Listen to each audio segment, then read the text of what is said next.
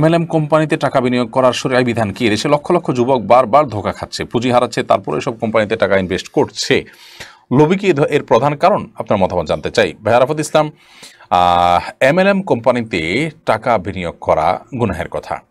এ বিষয়ে এদেশের সবার আগে ওলামা ইকরাম মুখ খুলেছেন।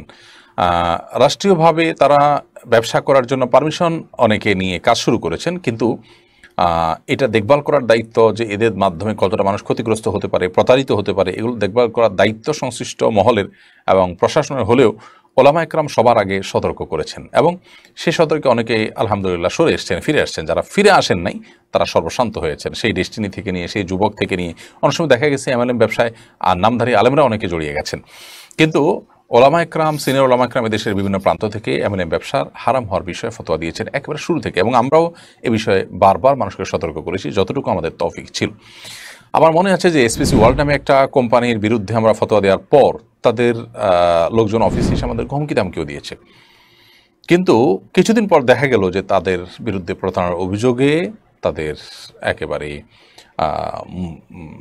অনার পর্যায়ে মানুষ যারা ছিলেন, MD চেয়ারম্যান পর্যায়ে যারা মানুষ ছিলেন, তাদেরকে গ্রেপ্তার করা হলো। এখনও তারা, আমি ভুল না জেনে থাকলে, এখন তারা সম্ভবত জেলেই আছেন। তো ওলামা ইকরাম অনেক আগে সতর্ক করেন, মানুষ হয়তো অনেক দেরিতে সেগুলো বোঝে। আজ গোটা পৃথিবী সুদ ব্যবস্থার উপর দাঁড়িয়ে আছে। সুদকে ওলামা ইকরাম হারাম জানাচ্ছেন, আল্লাহর ঘোষণাকে আল্লাহ তারা জানাই দিচ্ছেন। আমাদের কাছে পানসে মনে হচ্ছে, বিরক্তিকর মনে হচ্ছে যে সুদ ছাড়া এখন পৃথিবীতে এগুলো কল্পনা করা যায় নাকি?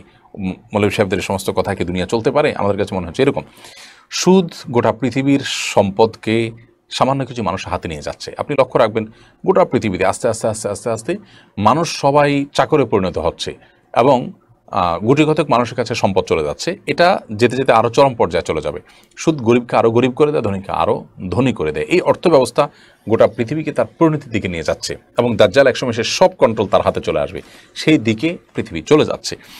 তো সুদের ভয়াবহতা, এর ক্ষতিকর দিক, এটিও বুঝতে আমাদের হয়তো অনেক সময় লেগে যাবে, ততক্ষণ হয়তো আমাদের ক্ষতি অনেক বেশি হয়ে যাবে। আল্লাহ রাব্বুল আলামিন যেটাকে হারাম করেন এর ভেতরে অবশ্যই ক্ষতি নিহিত আছে মানব জাতির, সেটি একজন ইমানদার হিসাবে আমাদেরকে বুঝতে হবে এবং তার উপরে অগাধ বিশ্বাস এবং আস্থা আমাদের থাকতে হবে। অতএব MLM ব্যবসা বাংলাদেশের আনাচে কানাচে এখনও বিভিন্নভাবে বিভিন্ন নামে হচ্ছে। এই সমস্ত ব্যবসার সাথে আমরা অনেকে না জেনে জড়িয়ে পড়ছি। আমাদের অনেকেই এই সমস্ত ব্যবসায় গা ভাসিয়ে সর্বশান্ত হয়ে যাচ্ছেন। একজন সচেতন নাগরিক হিসাবে, একজন মুসলমান হিসাবে আমাদের উচিত হবে না সমস্ত MLM ব্যবসায় কোনোভাবে জড়ানো। অনেক প্রবাসী ভাইরা না বুঝে এগুলোতে জড়িয়ে যাচ্ছেন।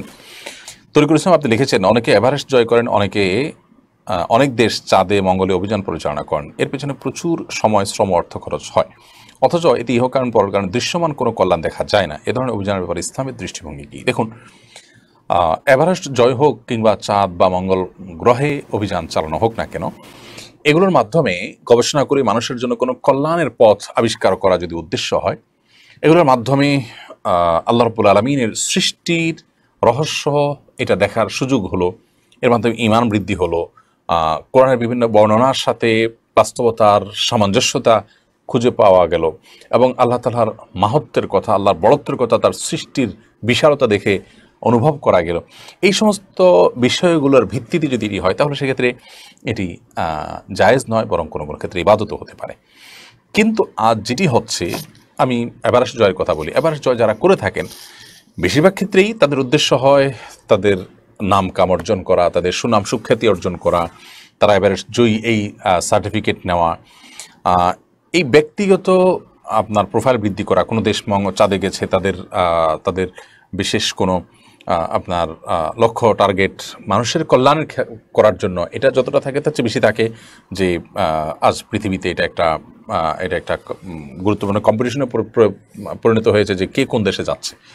তো সেই জিনিসটা অনেক বেশি গুরুত্বপূর্ণ। অতএব তার কারণে একজন মুসলমান হিসাবে আমাদের মনে রাখতে হবে যে আমাদের উদ্দেশ্য হবে শুধুমাত্র আল্লাহ রাব্বুল আলামিনকে সন্তুষ্ট করার জন্য সমস্ত কাজগুলো করা এবং মানে আল্লাহর সন্তুষ্ট করার উদ্দেশ্যেই এই জাতীয় কাজ করা। আল্লাহর সন্তুষ্টির উদ্দেশ্য নাই, মানুষের কল্যাণ করার উদ্দেশ্য নাই, বরং উদ্দেশ্য হলো অন্য কোনো কিছু। তাহলে সেক্ষেত্রে সেটি সওয়াবের পরিবর্তে কিন্তু গুনাহে পর্যবসিত হতে পারে। এটি একটি গুরুত্বপূর্ণ বিষয়। দেখুন, আজকাল এই সমস্ত কথাগুলো আমাদের অনেক কাছে পানসে মনে হবে, অনেকের কাছে এগুলো একেবারে অমূলক মনে হবে, অনেকের কাছে খুব অপ্রাসঙ্গিক মনে হবে, অবান্তর মনে হবে। কারণ দুনিয়াতে আমরা এমনভাবে হাবুডুবু খেয়েছি যে আখিরাতটা আমাদের কাছে এখন তুচ্ছ হয়ে গেছে। কিয়ামতের আগে এমনটি হওয়াটা অস্বাভাবিক নয়, কিন্তু একজন ঈমানদার তার প্রত্যেকটা কাজকেই কোরআন এবং হাদিসের ছাঁচে ফেলে তার আলোকে তিনি মূল্যায়ন করে সামনে অগ্রসর হওয়ার চেষ্টা করবেন।